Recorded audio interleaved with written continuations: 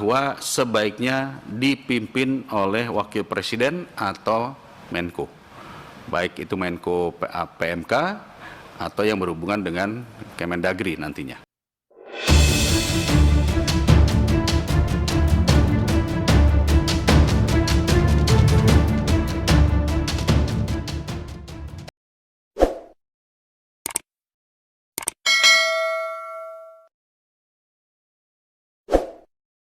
Shalom, Assalamualaikum warahmatullahi wabarakatuh. Om Swastiastu, Namo Buddhaya, salam kebajikan. Kemarin tanggal 3 November tahun 2022, Komisi 10 DPR RI rapat dengar pendapat dengan Kemendikbudristek untuk penyelesaian seleksi pegawai pemerintah dengan perjanjian kerja bagi guru honorer yang telah lulus passing grade di seleksi pegawai pemerintah dengan perjanjian kerja tahun 2021.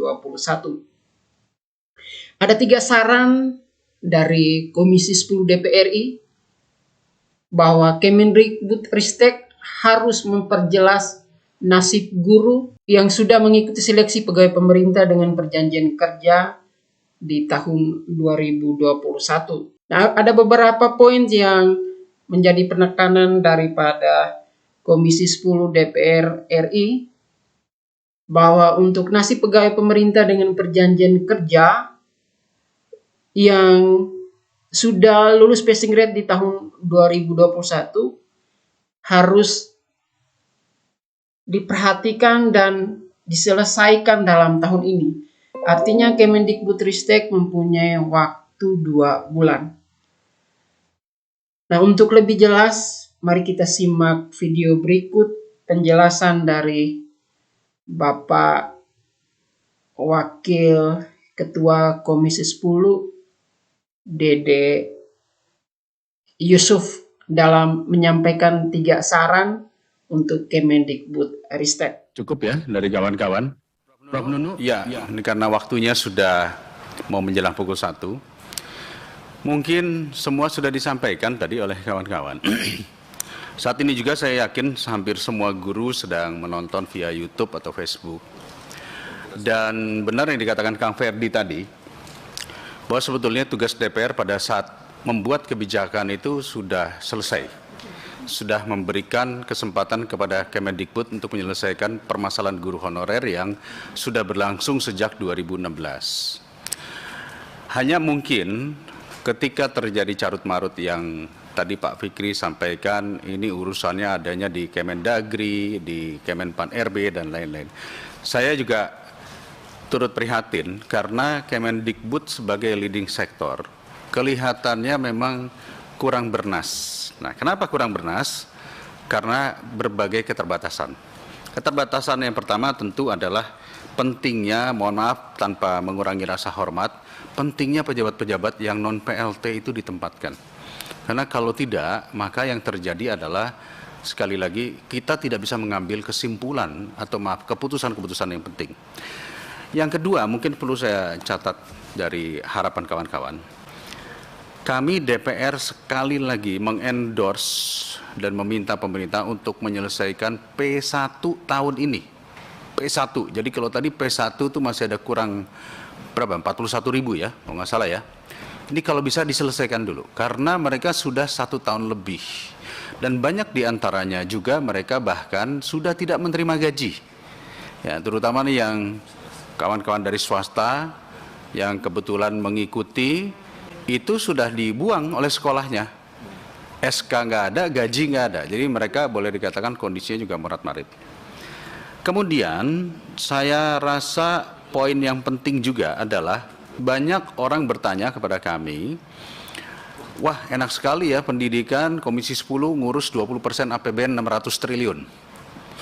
Yang pada dasarnya sebetulnya yang hanya kita kelola di sini hanya 80 triliun sekian. Nah, turunnya 60% adalah DAU dan DAK. Tapi banyak yang tidak tahu DAU yang turun ke daerah atau DAK yang turun ke daerah itu jadi apa? Bahkan kemarin saya bersama dengan kawan-kawan Komisi 10 ini menerima rombongan Komisi Pendidikan dari daerah Provinsi Jawa Barat. Saya lupa komisi berapa, Komisi 5 kalau nggak salah. Datang ke sini marah-marah mengatakan bahwa mana nih janjinya pemerintah pusat katanya mau memberikan dana untuk guru-guru. Dan kami katakan itu sudah turun berupa earmarking dari Kementerian Keuangan kepada provinsi. Tapi nyatanya Ketua Komisi Pendidikan ini pun tidak tahu bahwa dana itu ada. Artinya ada misinformasi terkait soal penggunaan DAU. Oleh karena itu kami minta agar tolong disampaikan komponen DAU dan DAK yang turun ke daerah itu apa saja. Walaupun sudah kita tahulah ada buat gaji tunjangan. Tetapi masalahnya apakah ada komponen untuk membayar gaji guru. Berikutnya juga yang jadi permasalahan daerah adalah ketika gajinya dari pusat, tapi tunjangannya harus dari daerah. Dan tunjangan itu adalah sebesar gaji. Nah itu yang menjadi kendala, yang menjadi masalah. Dan memang ini harus diselesaikan lintas kementerian. Saya mengendorse sebaiknya ini bukan diselesaikan oleh Kemendikbud, tetapi harus pada level di atasnya. Alangkah baiknya jika dibuat yang namanya rapat koordinasi kemudian dipimpin baik oleh Menko atau oleh Wapres, namanya tim percepatan pengangkatan guru dan pendidik, ya. Karena tanpa ini kita akan berlarut-larut saling lempar tanggung jawab. Ya. Silahkan itu pihak pemerintah. Kami di sini sedang mengusulkan pansus, tetapi memang sampai saat ini belum disetujui oleh pimpinan DPR, Ketua DPR untuk melanjutkannya kepada pansus. Berikutnya, ini ada poin yang perlu saya sampaikan, tolong selesaikan masalah hijrahnya guru-guru swasta ke P3K. Jumlahnya ternyata cukup besar, 60%, saya tidak tahu di P1 atau di P2, di PG1 atau di PG2, tapi jumlahnya cukup besar. Dan kami sudah menerima di sini semua organisasi-organisasi sekolah swasta yang mengatakan bahwa investasi kami kepada guru-guru terbaik di swasta itu berpindah.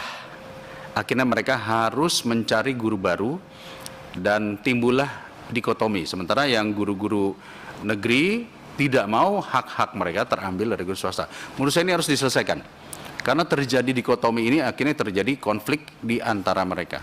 Jadi silakan, mau PG1 dulu selesaikan dulu, lalu PG2 selesaikan dahulu. Lalu bagaimana dengan yang swasta? Karena kalau yang swasta ini dikasih urutannya paling akhir pun, mereka sudah dikeluarkan dari sekolahnya dan tidak dapat gaji. Jadi juga perlu harus kita selesaikan. Tambahan satu lagi buat Ibu Nunu. Memang benar kata Pak Fikri tadi, non ASN berikutnya ini bentuknya apa? Karena kan honorer tidak boleh. Padahal kita tahu yang namanya di sekolah-sekolah itu justru kawan-kawan honorer ini yang bekerjanya mungkin lebih banyak.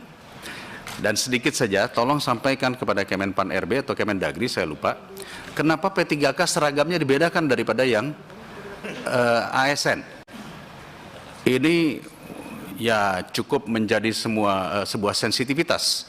Ya, yang satu seragamnya coklat-coklat, yang satu lagi seragamnya agak berbeda. Ini tolong saya tahu itu bukan dari Kemendikbud ya, tetapi itu tentunya harus kita tanyakan. Berikutnya Ibu Nunu, apa benar isu yang katanya nanti ke depan ini seleksi akan dilakukan oleh Pemda? Itu karena itu cukup ramai juga ya. Tadi Ibu dalam presentasinya menjelaskan mungkin opsi-opsi ke depannya melalui kepala sekolah. Tapi kalau melalui Pemda ini agak repot juga kalau melalui Pemda, karena nanti ada faktor kepentingan.